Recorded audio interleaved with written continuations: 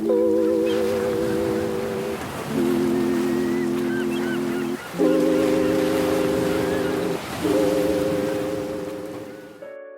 I'm Andrew Holt, and welcome to my podcast series. It's also the second completed interview for my podcast.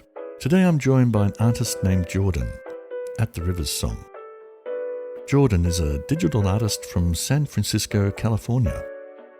But he is so much more than that.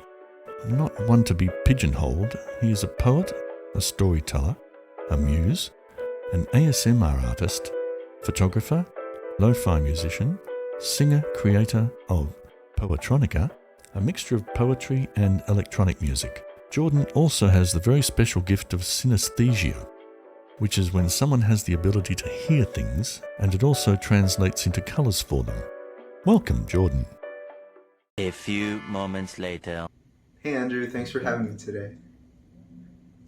I really do appreciate the opportunity to come on here and speak with you. I love to just connect with other artists and just keep it growing. You know, I feel like art is very community-based, very much give and take. We all learn from each other.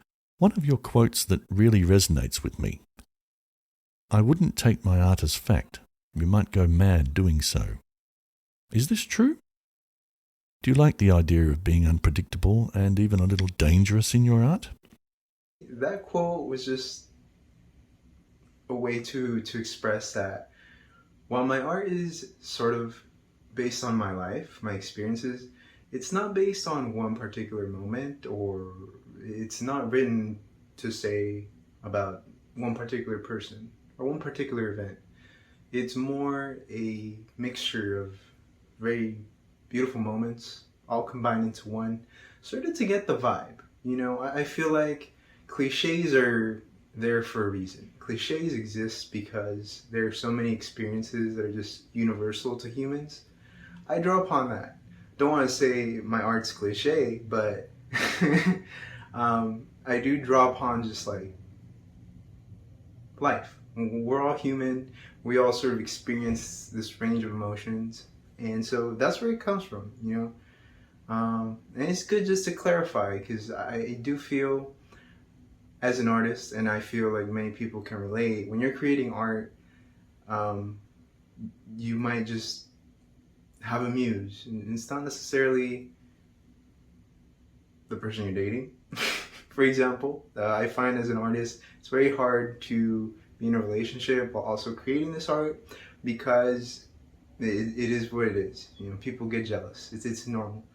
And that's another reason for the quote. It was there to clarify. Take from that what you will. I do like that aspect of my art. I like kind of the risque, the darkness to it. I do like to play with that. It's a theme. Just because I grew up so sheltered, I would say. And I didn't really get the chance to be dangerous or risque. And so in my art, it's definitely an outlet for all that like pent up energy to just kind of be bad. And I like to play with that in the art for sure. Many of my pieces are a little more like aggressive, and I'm not really an aggressive person in real life, unless I need to be. But I do like for that to come through, you know, just a little danger. It adds a little flavor to the story I'm telling, I suppose. I also detect that you like interpretive dance.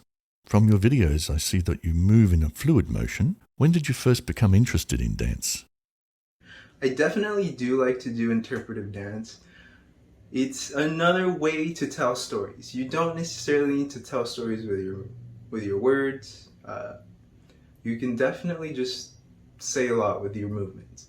You know, whether that's beautiful, graceful movements or chaotic movements. They tell stories. And I feel like that's I appreciate that in dance. I appreciate the ability to tell stories. I started dancing as I know it now when I was around 21. That's when you get to start going out to the clubs here, dancing, you know, you get to see different styles. And that's when I really started getting into it. I noticed as well early on that people are drawn to dance. People, if they see you dancing, they will come to you, they will join in. That's something I appreciate about dance as well. It has the ability to connect people um, in just a way that I don't find any other way. I don't find an easy way to do. Dancing just lets everybody join in. You can be as different as they come, and you can still all dance together, which I think is what makes it so powerful. You seem to be a very spiritual person to me. What is your belief in regards to living this life? Am I a spiritual person? Yes, very, very much so, but in just a sense of having spirituality with nature, having spirituality with the beings around me. Doesn't necessarily have a name I can attach to it. I love to meditate. I love to just sit in nature and think, and you just do it so much that it becomes a habit. And then that's basically what my spirituality is. I'll sit there, and even for me personally, composing poetry is a form of meditation. I'll sit there, shuffle words around, or making music. That's a form of meditation for me. Art to me is meditation. I guess my spirituality is art. It's intertwined, I suppose you could say. Also, I do appreciate nature a lot. Birds are my favorite type of animal. You'll notice they are a large theme in everything I make, and it's just because I grew up in a rainforest, so I grew up hearing birds all the time, and it's my favorite sound. Your poems are really enchanting. I saw on your Twitter that you do plan to release an anthology. Thank you. I appreciate that you like my poems. I am planning to release them as an anthology, as a book. Um, I want to just find a way to bring all these pieces together in a way that anyone can see them. And that means not just having it in a digital format, but also just it's an old-fashioned book, something you can look through, you can hold in your hand. I feel like that's very beautiful. There's something to be said about old school art forms. I am not opposed to them, but I do like to just make fusions of them. I like to fuse old school art technology with just all these new formats we have to play with. You've deleted a lot of your first work on Instagram, I notice. Is this a form of inner cleansing and moving forward, or just housekeeping? So here's the thing. I don't delete my Instagram posts. I don't delete them. I archive them. And the reason for that is that I might want to tell a story with them at some point, and that is when I bring them back out. I don't delete any of my posts. I store them away, and when I'm feeling a certain vibe or when I want to tell a certain story, I have these pieces to draw on, and so I'll bring them back up and make a story out of them. And it's all connected. Every piece is connected to each other, and I find that it's just a very unique aspect of it. I take advantage of that archive feature for sure, but I don't delete my work. I'm very proud of everything I make. I wouldn't delete it. If it's not online for the moment, it's somewhere on the cloud. You mentioned Poetronica as transcending genre. Visual, auditory, digital poems that become code and take on life. Every piece connected. An infinite story. To me, this is groundbreaking stuff. So I have always loved writing poetry. At first it was paper pen, sit down, write, doodle. And I actually started using computers when I was very young, about 5, 6. And so I would sit in Microsoft Word and just take clip art. And I would tell stories with that clip art. And I would write poetry to it. So that in its own right was kind of Poetronica. That was the start of it, you could say. I would do this as a child. And luckily I had a very supportive family when it comes to arts. So I would do that a lot. And now that we're older, technology has advanced beyond just clip art. Now you have moving pictures, GIFs, you have a lot to play with, and so that's where it comes from. I love to use all this technology, fuse different genres to tell stories. They're like multi-layered stories. Sure, you can tell stories with text, you can tell stories with sound and visuals, photography. You can tell stories on their own, but when you combine them together, I think you can get a more nuanced story out of it. Different layers, different emotions you can convey within just one piece. And I think that's the gist of Poetronica. Being able to tell these multi-dimensional stories and just using the technology we have now. Someone can pull up one of my pieces on an iPad or a TV or a phone, and each one might provide a different experience. Each one might give a different vibe, depending on the speaker setup, depending on the display, all these different factors that I take into consideration when making these pieces. A lot of your poems are very short, similar to haiku poetry. However, the meaning you get across is very clear and compressed into those short verses. There's a lot of thinking that goes on to it, I will say. And for me, every piece is connected in the sense that you can look at it in any order. It doesn't have to be chronological, but each piece is connected to each other, like a puzzle. So if you look at each individual tweet or post, it's an interesting story, right? But if you zoom out and just look at the whole tapestry of works, it's its own ever-evolving, ever-changing, ever-growing story that I'm composing here. I'll probably be doing this till the day I die. So until that day, this is all going to continue growing. It's going to be a story that basically just keeps going.